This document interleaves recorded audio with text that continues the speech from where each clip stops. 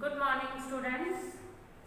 तो आज हम कक्षा 12वीं से पाठ नंबर 9 हिंदी में, जिसका शीर्षक है गजल, ये इसका भाग 2 है। कल हमने इसी पाठ नंबर 9 का शीर्षक था रुबाइयाँ, उसके बारे में पढ़ा और समझा। तो आज हम इसका ही भाग दूसरा गजल, जिसके कवि हैं फिराक गोरखपुरी, तो उस गजल के बारे में मैं आपको आज समझा रही हूँ। गजल उर्दू शायरी की एक पद्य विद्या है। पद्य समझते हो? गद्य पद्य भाग हम कहते हैं ना, गद्यांश और पद्यांश। पद्यांश में यानी जो दोहे कविताएं वो आती हैं आपके बुक में, अलग अलग भी दिया होता है। गद्य भाग अलग से दे देते हैं, पद्य भाग अलग से दिया जाता है। गद्य को लिखने वाले लेखक होते हैं और पद्य को लिखने वाले कवि होते हैं। तो एक पद्य विद्या है, इसमें प्रत्येक शेर स्वतंत्र होता है। इस गजल में हिंदी व उर्दू शायरी का अद्भुत मिश्रण है। इसमें कवि के मन का दर्द छिपा हुआ है, शायर की ठसक है और शिल्प की ऊंचाई है। तो मैं आपको गजल जो दी हुई है, यानी पद्यांश दिए हुए हैं, शेर हैं एक तरह से, ये शेर। तो शेर जो मैं पढ़ूंगी फिर उसका मैं आपको अनुवाद समझाऊंगी। नौरस गुंचे पंखुड़ियों की नाजुक गिरहें खोले हैं, या उड़ जाने को रंगोगु गुलशन में पर तोले हैं। इसमें कवि ने किस बात का वर्णन किया है? इसमें कवि ने प्रकृति के सौंदर्य का वर्णन किया है, यानी प्रकृति की सुंदरता के बारे में बताया है। क्या कहते हैं कवि कि बगीचे में नवरस रूपी कलियां अपनी पंखुड़ियों की कोमल गांठों को खोल रही हैं। अब पौधे पे जब फूल उगता है ना, उससे पहले एक गांठ से ऐसे उग जाती है, ठीक है। फिर उसके बाद वो गांठ जैसे धीरे धीरे खुलती है तो वो पंखुड़ियां उसमें से निकल जाती हैं और फूल खिल जाता है। तो यही कवि ने कहा है कि नवरस रूपी कलियां अपने पंखुड़ियों की कोमल गांठों को खोल रही हैं। मतलब क्या हुआ इसका, कोमल गांठों को खोलना, अर्थात बगीचे में फूल खिल रहे हैं। तो आगे नौरस गुंचे पंखुड़ियों की नाजुक गिरहें खोले हैं, यानी पंखुड़ियां जो हैं वो निकल रही हैं, गांठें खुल रही हैं, उसमें से पंखुड़ियां आ रही हैं, अर्थात फूल खिल रहे हैं। या उड़ जाने को रंगोगु गुलशन में पर तोले हैं। ऐसा लगता है कि ये रंग और सुगंध, फूल खिलते हैं तो रंग बिरंगे फूल होते हैं, उनमें से सुगंध आती है, फूल खिलने के बाद सुगंध चारों ओर फैल जाती है, कि ये रंग और सुगंध उड़ने के लिए अपने पंखों को फड़फड़ा रहे हैं, ऐसा लग रहा है। यानी अब कवि क्या बता रहे हैं कि जैसे ही बगीचे में रंग बिरंगे फूल खिलते हैं, तरह तरह के फूल खिलते हैं, तो फूल खिलने से चारों ओर का वातावरण जो है वो खुशबू से भर जाता है। अब इसमें से ये इस तरह से आपको इसका जो है व्याख्या याद करनी है, यानी सरलार्थ याद करना है, और उसमें से भी प्रश्न पूछे जाते हैं। अब पहला एक प्रश्न है, इस पद्य में ऊपर में यानी ऊपर वाले इस पद्यांश में शायर ने किसका वर्णन किया है? बता सकते हो किस बात का वर्णन किया है इसमें शायर ने? मतलब नौरस गुंचे पंखुड़ियों की नाजुक खिलते हुए फूलों का वर्णन किया है। किस बात का वर्णन किया है? बगीचे में खिलते हुए फूलों का। दूसरा है, नौरस का क्या अर्थ है?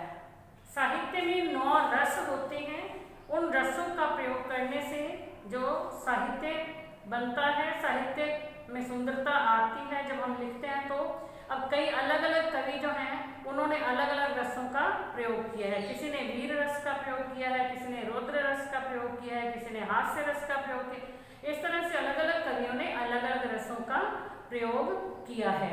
अब 9 रस का यानी इन्हीं 9 रसों से प्राप्त जो आनंद होता है, इन्हीं 9 रसों से जो आनंद मिलता है, उसी प्रकार से कवि ने भी इसमें 9 रसों का वर्णन किया है। और कवि कहते हैं कि इन नए आनंद की सृष्टि के कारण जो नए रस से पूर्ण कलियां अपनी कोमल पंखुड़ियों को खोलती हुई हमें आनंदित कर रही है। जब हम किसी बगीचे में जाते हैं सॉरी, तो वहाँ पे फूलों को खिलते हुए देखते हैं ना, जब थोड़े थोड़े फूल खिले हुए हैं, धीरे धीरे पूरे खिल जाते हैं, तो हमें जो है बहुत अच्छा लगता है, वहाँ की सुंदरता और भी बढ़ जाती है। बगीचे की सुंदरता होती ही इससे है कि वहाँ पर जो है हरियाली हो, चारों ओर हरे भरे पौधे हों, खिले हुए फूल हों, तभी वो बगीचा सुंदर दिखाई देता है। पंखुड़ियों की नाजुक गिरहें खोलने से कवि का क्या आशय है? मतलब जो पंखुड़ियाँ फूल के पौधे पे, यानी जो गांठ आती है पहले फूल खिलने से पहले, फिर वो धीरे धीरे ऐसे खुलती है तो उसमें से पंखुड़ियाँ निकलती हैं। तो इसी बात का कवि ने वर्णन किया है कि फूल जो हैं वो खिल रहे हैं, अपनी गांठों को खोल रहे हैं, उसमें से फूल की कलियां निकल रही हैं और वो चारों ओर फैल जाती हैं, और तब ऐसा लगता है मतलब वो बगीचा जो है बहुत सुंदर हो गया है, वो फूल बड़ा सुंदर दिखाई देता है। बाग में रंग और खुशबू के उड़ने से कवि का क्या तात्पर्य है? इसमें कवि बताते हैं कि जब फूल खिल जाते हैं, वो रंग बिरंगे फूल खिलते हैं, तो उसका एक तो रंग बहुत सुंदर होता है, फिर उनकी खुशबू चारों ओर फैल जाती है, तो वो जो है बहुत अच्छी लगती है। तो इस बात का कवि ने वर्णन, तारे आंखें झपकावे हैं, जर्रा जर्रा सोए हैं, तुम भी सुनो हो यारो, शब में सन्नाटे कुछ बोले हैं। अब शायर क्या कहता है कि रात का समय है, तारे आंखें झपकावे हैं, यानी पूरी रात जो ये कल्पना कर रहा है कवि कि तारे जो है सारी रात जागते रहे हैं, अब जैसे ही सुबह होने को है तो उन तारों को भी नींद आ रही है, और नींद के कारण वो अपनी आंखें झपका रहे हैं, जर्रा जर्रा सोए हैं, जबकि उस समय पृथ्वी का कण कण सो रहा होता है, जर्रा जर्रा कण कण। उस टाइम पे तारे जो हैं वो जागते रहते हैं, पूरी रात तारे तो दिखाई देते हैं, आसमान में होते हैं, इसलिए ये कल्पना की है कवि ने, जब पृथ्वी का कण कण सो रहा है तब ये तारे सारी रात जागती हैं, और अब जैसे ही सुबह होने वाली है तो ये तारे अपनी आंखें झपका रहे हैं, यानी इनको भी बड़ी नींद आ रही है। तुम भी सुनो हो यारो, शब में सन्नाटे कुछ बोले है। अब वो कह रहे कि हे मित्रों तुम भी सुनो, ये रात का सन्नाटा बोल करके कुछ कह रहा है, मुझे तो रात का सन्नाटा जो है उसके सुनाई दे रहा है, क्या आपको भी ये सुनाई दे रहा है?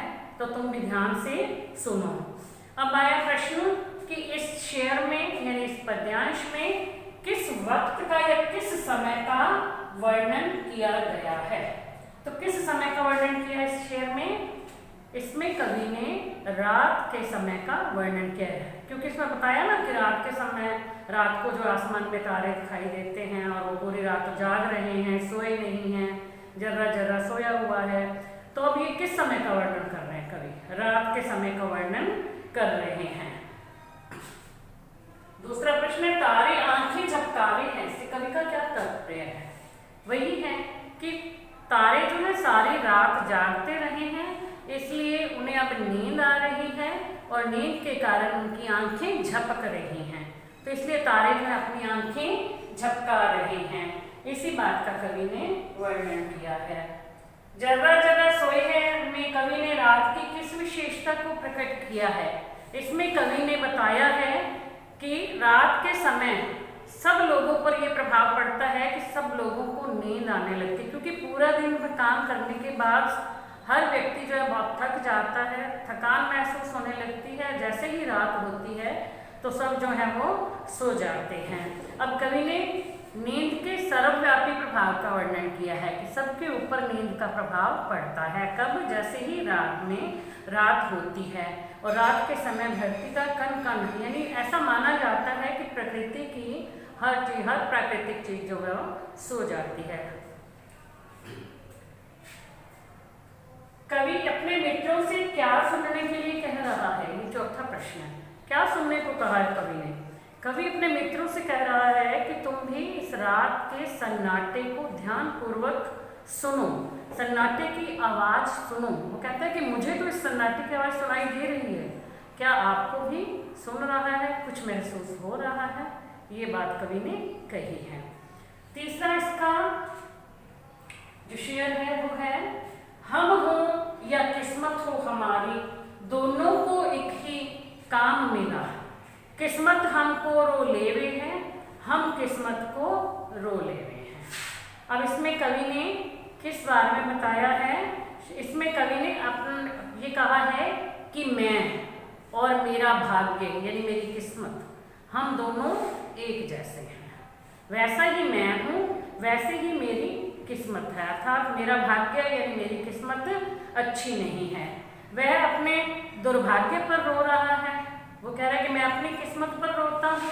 कहता है ना, किस्मत हमको रो लेवे हैं, हम किस्मत को रो लेवे हैं, यानी मैं अपनी किस्मत पर रो रहा हूँ और मेरी किस्मत जो है वो मेरे भाग्य को देख करके मेरे दुर्भाग्य पर रो रही है और मुझे सहानुभूति प्रकट कर रही है और मेरी दुर्दशा को देख करके वो रो रही है। यानी दोनों एक दूसरे को रो रहे हैं। किस्मत उसको रो रही है और वो अपनी किस्मत को रो रहे हैं।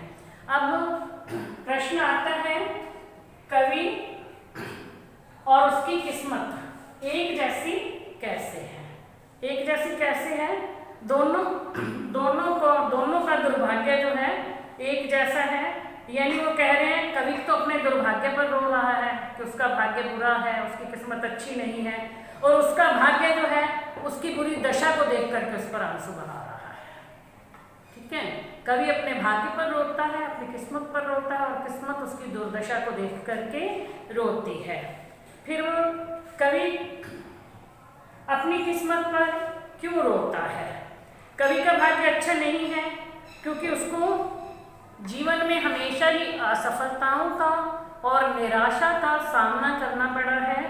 इसलिए जो है अपनी बदकिस्मती पर वह बहुत दुखी हो रहा है, तो इसलिए वो अपनी किस्मत पर रोता है।